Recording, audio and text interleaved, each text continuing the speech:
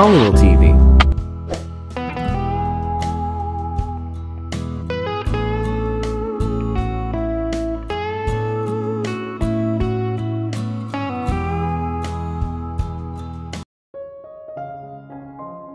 Nakita ni Claudia na pinulit ni Ross ang susi sa marmol na sahig at lumabas ito sa front door.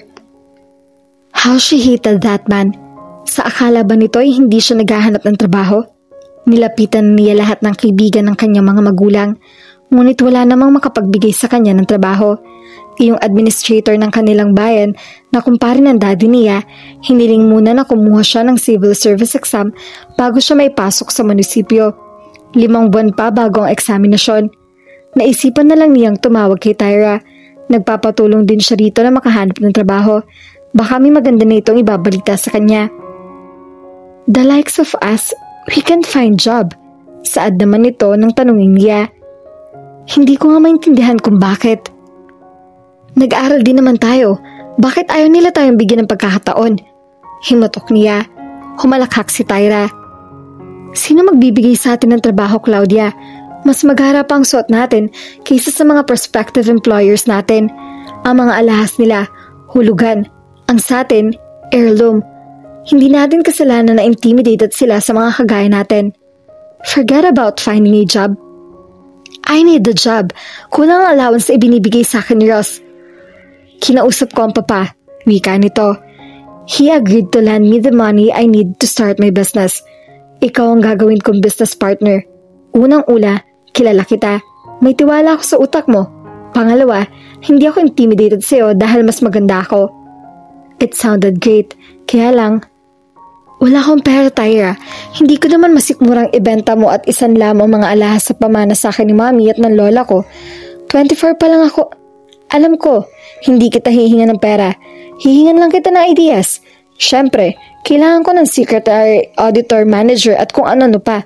Makakatulong ka rin sa promotion. Makakatipid ako dahil hindi na ako babayad ng model. Napangiti siya. You're launching me as a brand new fashion mannequin? Pagkatapos sila magsagawa sa pag-aaral, kumuha ng fashion design si Tyra kahit tutol din ang ama nito. Ngunit ngayon ay obvious na nagkasundo na ang mag-ama at matutupad na ang pangarap ng kaibigan niya. Gusto niyang mainggit, but she was too grateful to feel envious. Yeah, sort of. Ang mabuti pa, pumunta ka rito. I want you to see my sketches. I'm gonna call my creation Tyra. Tyra? Ulit niya. It's nice but it lacked the impact, friend. Lahat na lang ng fashion designer are using their names. Why not think of another name? Suggestion niya kaagad. She knew her friend designed casual and everyday wear. Yung tipong affordable sa karamihan ng mga babae. But I want my name in it. I want to prove to my dad that I can make a name in this field. You can, kahit hindi mo pangalan ang gamitin mo. Wika niya. Why not use Señorita? Pangmasa ang creations ko, Claudia. So what? Ang majority ng masang Pilipina ay nangangarap maging Señorita. And you know what? Kapag merong Señorita, merong Señora. Yung mga middle-aged women, housewives, or office workers, kahit mga lola, you can design clothes for them. Ako ang bahala sa marketing at promotions. Pag-usapan natin, punta ka rito. Yaya nito. Makakarating kaya riyan ang karag-karag na Vox ni Ross? Hihiramin ko ang kotse, pwede? Wika ni Claudia kay Ross isang hapon. She had been busy the past few weeks, ngunit parang hindi siya napapagod. She felt that finally she was able to achieve something. Noong gabing iyon, ia-unveil ang mga creations ni Tyra. Isang maliit na fashion show ang gagawin. She was able to find her friends some models, yung mga nag-uumpisa pa lang at hindi gaanong mataas ang presyo. Siya ang model ni Tyra sa print ads, ngunit hindi siya pwedeng sumali muna dahil katulong siya sa pag-organize. Saan ka pupunta? Tanong ni Ross, daig pa ang ulirang ama. Ipinaliwanag naman niya ang sitwasyon, animo ulirang anak. Kung hindi siya kilala nang makakakita sa kanila, hindi iisiping na magkasing edad sila. Ross looked older than him dahil laging nagseryoso ang anyo nito. Sobra ring strikto. Pero may kutob siyang ang demeanor na iyon ay lumalabas lang kapag siya ang kaharap nito. So, uumagahin ka ng uwi. Wika pa nito. Hindi naman maiiwasan yon.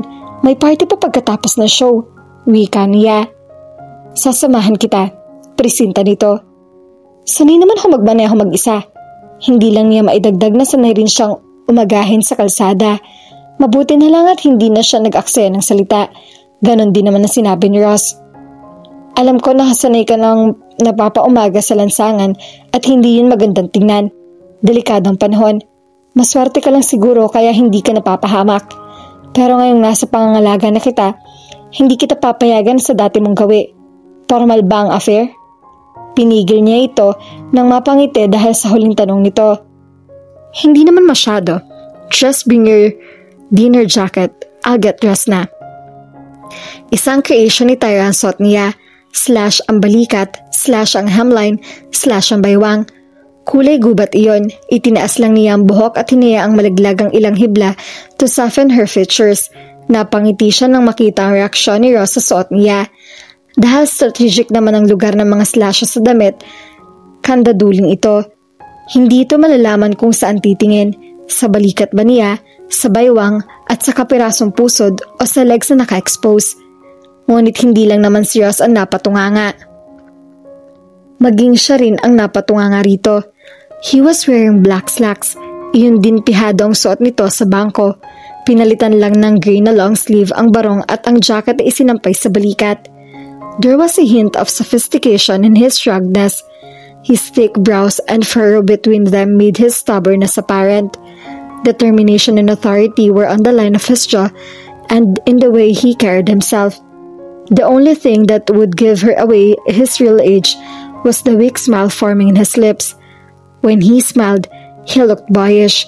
Alam niya kahit tumanda pa si Ross, hindi na mawawala ang boyish grin niyon. Let's go before we devour each other. Wika niya. Kumunot ang noon nito. You know, it's always that way in those silly romances. Tumawa siya bilang tuliro ang anyo nito. I just felt like saying it, so I said it. It's nothing. I didn't mean it. You're always saying things you don't really mean, wika ni Ross.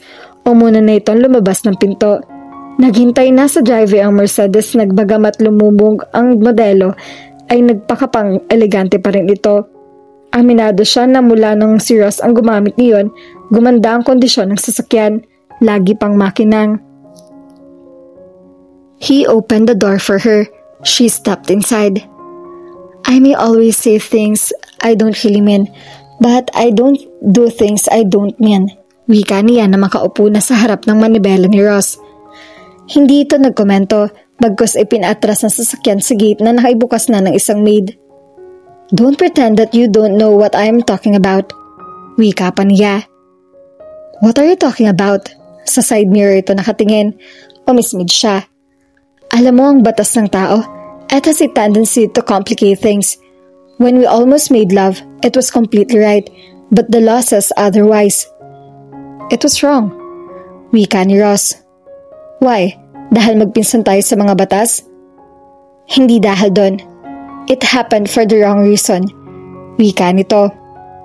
Ano naman ang dapat na dahilan? Let's change the topic, okay? Fine, let's talk about the weather. Sarkastiko niyang sabi. Why couldn't they talk like ordinary humans? Nag-uusap nga sila ng maayos at hindi na pagpaparugitan. Bigla namang umiiwas si Ross. Kung tatanungin naman niya ito, malamang na wala rin siyang makukuhang sagot. Sa pagkahatikon ng bibig, parang hindi na ulit iyon bubukas. Bakit ayaw nito mapag-usapan na yung kamuntik na mangyari sa kanila? Didn't that mean anything to him? Why couldn't she just hate him completely? Ang fashion show ay idinaos sa isang sikat na bar. Ang gitna ng entablado ay nilagyan ng rampa upang maghugis di iyon. Sa magkabilang gilid nakapwesto ang mga mesa ng mga imbitadong bisita. Namangha siya sa mamukhaan ng ilang lalaking naroroon. Where did you get them all? Tanong agad niya kay Tyra na nakasuot din ng sariling creation.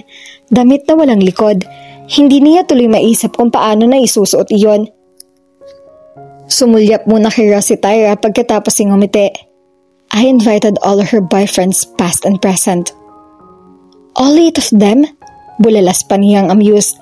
Nang tingnan naman niya si Ross, walang amusement sa anyo nito. He looked as tough he was sure he wasn't going to enjoy the evening. Hindi nga nagtagal ay pinuktakte na siya ng mga former lovers niya. Beso rito, beso roon ang ginawa niya. Chika rito, chika roon. Malutong na halakhak lang ang ganti niya sa nagpaparamdam. Maluwalhati namang naidaos ang show, maliban sa pagkakatapilok ng isang model. Binigyan ng standing ovation si Tyra. Tinawag din siya ng mga kaibigan para ipresenta sa mga paunahing bilang the other lady behind the success of Señorita's summer collection. Pagkatapos niyon ay nag-umpisa na ang party. Hindi na siya nakababa ng stage dahil nagsiakyat na roon ang mga nais sumayaw at mga nais makipagsayaw sa kanya. She felt elated. Nagpa siya siyang kalimutan na muna ang mga plano sa lumang bahay, total ay mahihirapan siyang tuparin iyon. Ang pag-iigihan niya ay negosyo nila ni Tyra. She was certain it would be a successful venture. It was hers too.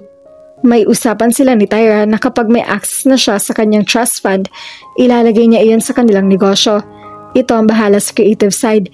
Siya na ang bahala sa management and operations dahil doon pa lang siya mahusay. Patunay na isang Andrade na siya. She felt proud.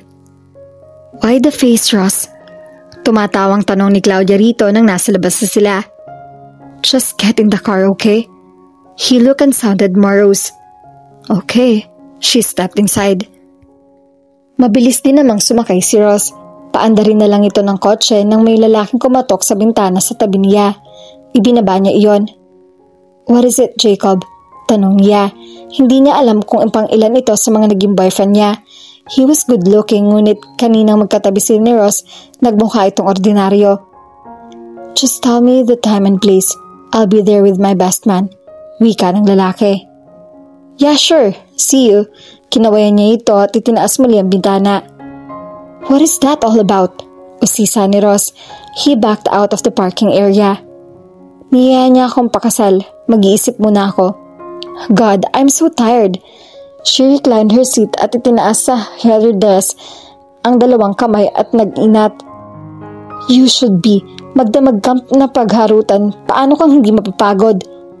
Tumuwid siya sa pagkakaupo. Excuse me? I didn't like your term. I had a great time. I'm so proud of what I have achieved. Kahit katiting lang iyon sa paningin mo, para sa akin, it's everything. I finally found my place under the sun at imbes na i-congratulate mo ako, pagbibintangan mo pa akong nakikipagharutan. How dare you, Ross? You were flirting with all your lovers. Iyon ang nakikita ko. Hindi sinungaling ang mga mata ko. Wala ka naman nakikita maganda sa akin eh. Sigaw niya. Kayo mga ordinaryong tao. Akala nyo, kayo lang may pangarap, kayo lang may silbi, kayo lang may katututuran dito sa mundo. For your information, tao rin ako. May damdamin din akong lagi nasasaktan. Why do you hate me so much? Ano bang kasalanan ko sa'yo? You never danced with me. Wika nito. Napangal lang siya. It was so totally irrelevant and yet it explained everything. Pagkapasok nila sa sala, sinipa ni Claudia ang sapatos at hinagip ang kamay ni Ross. I'm gonna dance with you. Wika niya rito. He placed both of his hand on her waist. Wala tayong music. I'll do the singing too. Even senoritas can sing, you know. I'm sorry about, hindi na niya hinayang ituloy ang sasabihin nito. She started humming the song that had been playing on her minds since she was in the car. Inawit niya iyon ng paputol-putol. It could have been comical kung hindi lang panay rito ang agos ng luha niya habang kumakanta. Naramdaman niyang hinapit siya ni Ross. She also saw blink him twice. Then his hand reached up and cupped her cheek, his thumb caressing her chin. I love you too, Claudia. Wika nito. Kung ano ang anyo nito noong sinabi iyon, ganun din ang anyo nito ngayon. Na para bang ang sinabi ay buhay ito ng kapalit. She stiffened at nagtagis ang kanyang mga bagang. Hindi niya makakalimutan kung gaano kasakit ang umasa sa mga salitang iyon, pagkatapos ibabawiin lang at sasabing hindi totoo. I lied before. I'm not gonna lie again. I've been in love with you the moment I saw you walk inside the classroom. But I hated you at the same time because I knew I could never have you. Hindi kita kayang abutin. Nauutan na sabi ni Ross. I was like that, Fox. Nang hindi niya maabot ang ubas, pinaniwala na lang niya ang sarili na maaasim iyon. But I couldn't pretend forever. Paano ko pa iisipin na maasim ang ubas gayong nahalikan kita? Yours are the sweetest lips. I've never tasted that many, but I'm sure yours are the sweetest. Nanginginig pa ang mga labi niya na magsalita. Why do you keep on hurting me? He pulled her closer, his mouth just above her ear. She could feel his breath as he spoke. Nang maging alipin mo ko, iyon ang pinakamasayang bahagi ng buhay ko, Claudia. Alam ko naman na ikaw ang mananalo sa bidding dahil ikaw ang maraming pera, kaya ipinresinta ko ang ideyang iyon. Kahit magmukha akong tanga, masaya ako. I hated the fact that you were rich, pero hindi ko rin maintindihan kung bakit natutuwa ako na sundin lahat ng gusto mo. I just pretended to hate you. Ninakaw mo ang diary ko dahil sa simpleng dahilan. I wanted to know the real you. Nang mabasa ko ang nakalagay doon, I was so happy and proud. Hindi ko napigil na magyabang kaya pinaserox ko. Hindi ko ginawa yan para ipahiya ka. Gusto ko lang malaman ng lahat na si Senyorita Claudia may gusto pala sa akin. Hindi ko lang kayang aminin sa'yo o kanino pa man na gusto rin kita dahil nahihiya ako.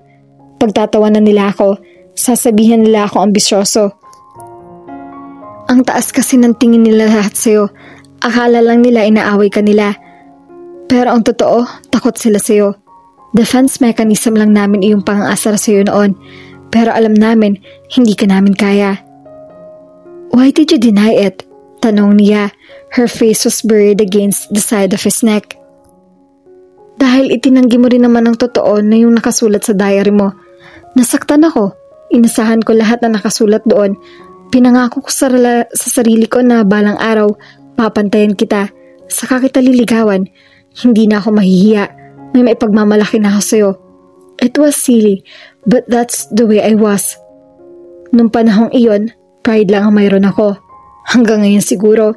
Pero na-realize ko na walang patutunguhan ng pride ko dahil anumang saglit pwede ka maagaw sa akin. Ayoko mangyari yon. Mahal na mahal kita. I tried to get rid of this feeling. Akala ko'y magtatagumpay ako na maging girlfriend ko si Gina. Pero nakialam naman ang kapalaran. Sino ba makapagsasabi na may nakaraan pala ang lola ko at ang lolo mo? Nang magpakasal sila, I knew I was heading for trouble again. Kinausap ako ng lolo mo. Inihabilin kanya sa akin. He gave me a piece of paper. Paper? She asked. From your father to demand his darling brat would marry. Oh, was all the manage to utter? Nalagag na naman ang luha niya. Hindi ko alam kung anong gagawin ko sa sulat na iyon dahil hindi ko alam kung ako ba ang pakakasalan mo. Kabi-kabila ka na naman kung mag-boyfriend. Tiniyak sa akin ng lolo mo na ako ang mahal mo, pero mahirap paniwalaan iyon. Dahil mahal kita, may takot ako. Hindi ba may kasabihan na matatanda na kung sino ang mas nananaig, iyon ang nagkakaroon ng pagdududa? Hindi ako matatakot at magdududa kung hindi kita mahal talaga, Claudia. I needed proof like doubting Thomas. I can prove my love anytime, Ross. Wika niya. Tila hindi nito pinansin ang sinabi niya dahil lang may nais pa itong sabihin. She had to get used to that attitude of his. Nung bata pa tayo, I tried to change you. Pero nung magkaisip ako, nalaman kong malaking pagkakamali iyon. Hinayaan kong mabuhusan ka ng beer dahil iniisip kong dapat kang maging kagaya ng iba. Game sa mga ganoong biruan. Nakalimutan ko na isa kang senyorita. I fell in love with the senyorita. I have to accept the fact that she wasn't it any way ordinary. I'm so sorry for all the tears I've caused you, my darling brat. I'm not a brat anymore, she whimpered. You can be anything. I'd still love you. He sealed his promise with a kiss that lingered for a while. Pagkatapos ikumalas ito sa kanya. Sa isang iglap, he held her and carried her upstairs. Ipinasok siya ni Ross sa silid na ginagamit nito. Maingat siya nitong ibinaba sa kama. I don't care about how many lovers you had, wika nito. She just smiled in the darkness. You're in for a big surprise, Ross. You're a virgin, aren't you? Tanong ni Ross. He was just about to enter Claudia when she stiffened. Itinuwid niya ang dalawang binte, tuwid na tuwid. Though the foreplay was deliciously tormenting, nakadama pa rin siya ng takot nang ma-realize kung ano ang kasunod na gagawin nito. Sorry, I lied. Is it going to hurt that bad? Nakangiwi siyang dilim. I have no idea, amin ni Ross. He groaned and rolled on his side beside her. Mas mabuti pa kung maraming may nauna kaysa sa akin. Himatok nito. Why? Thank you for being so appreciative, Mr. Di Mayuga. Niyakap siya nito. I'm afraid to hurt you. Mas masakit pa rin siguro yung ginawa mo sa akin noon nung itapon mo sa basura ng regalo ko sa'yo. Hindi ko naman itinapon. Pinulot ko ulit. Wika nito. Really? Really? Bumangon nito at binuksan ang switch ng ilaw. There on the corner of the room was the teddy bear. Binuksan din ni Ross ang isang antigong aparador. Hindi ko rin naman itinapon ito. Ayoko lang isoli sa'yo dahil gusto kong basahin ng paulit-ulit. Ina-analyze ko kung sa bahagi ba ng ka-exaggeratean nito. Inaabot nito sa kanya ang diary. Wala siyang masabi. Who could think that a man of Ross's caliber would be as silly as typical lover?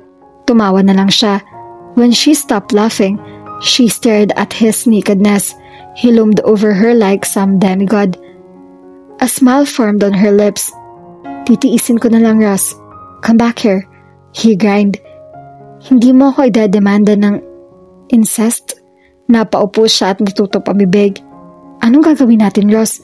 Pwede ba tayo magpakasal? Why not? Kakausapin ko si Attorney Craig. Hindi naman totoo yung adoption paper ni Lola Rosa. Pakanalang nila iyon ng lolo mo para hindi makontest ang will. Paano kung magprotesta si Gina sa araw ng kasal natin? He joined her on the bed again. Hindi niya gagawin yon. Nag-usap naman kami ng maayos. Naintindihan man niya ako. Napansin kasi niya na nag-iba ako simula nang makasal sina lolo at lola. She demanded to know the truth. I told her, I love you. Sigurado ka? Walang makapipigil sa atin na magpakasal? Paniniyak pa niya. Let's put this way, ani Ross. Papayag ka ba na may hahadlang sa atin? Matigas ang pag-iling niya. Subukan lang nila. Taas noon niyang wika. Same thing with me. Wika nito. He positioned himself on the top of her, his thighs parting hers. Is it all right to scream? Wika nito. I guess so, but he didn't take her then. He patiently prepared her again, and when he finally entered her, all she managed was his quack while her nails dug deep into his back.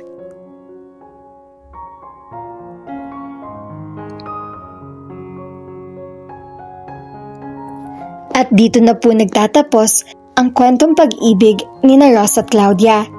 At lagi po nating tatandaan, hindi linaon kayang tanggapin ang mga pagkakaiba nila, pero ngayon, iyon pala nagpatibay sa kanilang relasyon.